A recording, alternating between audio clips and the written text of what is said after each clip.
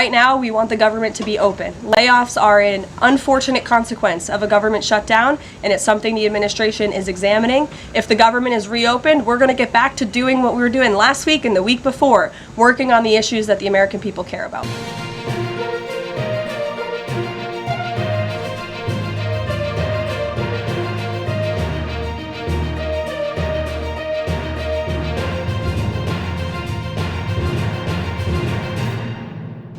Emily.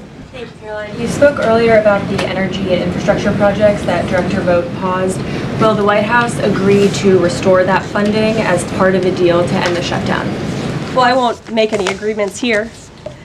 Senate Republicans are talking with their colleagues on the Democrat side, but right now, Russ Vought is doing what he's been tasked to do in the midst of this government shutdown, which is to look at funds that need to be temporarily halted or need to be canceled. And Chicago is just another example of that. Caroline. Go to Libby in the back. Thank you, Caroline. I have two questions for you. One on the FDA, but first on the shutdown. Sure. Will the administration, if this government shutdown ends, still move forward with firing thousands of federal workers? Look, as I've said repeatedly, Libby, right now we want the government to be open. Layoffs are an unfortunate consequence of a government shutdown, and it's something the administration is examining. If the government is reopened, we're going to get back to doing what we were doing last week and the week before, working on the issues that the American people care about. And then on the FDA, they just approved that new abortion pill, and it's causing a lot of uproar among Republicans.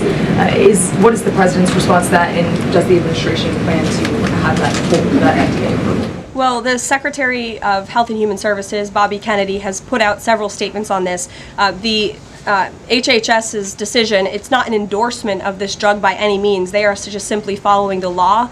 And as they put out in their statement, by law, the Secretary of Health and Human Services must approve a generic drug application if the application demonstrates the generic drug is the, quote, same as the brand name drug. Generic applicants are not required to submit independent evidence proving safety and effectiveness. As such, FDA's decision to approve a second generic version does not address the merits of the current safety program.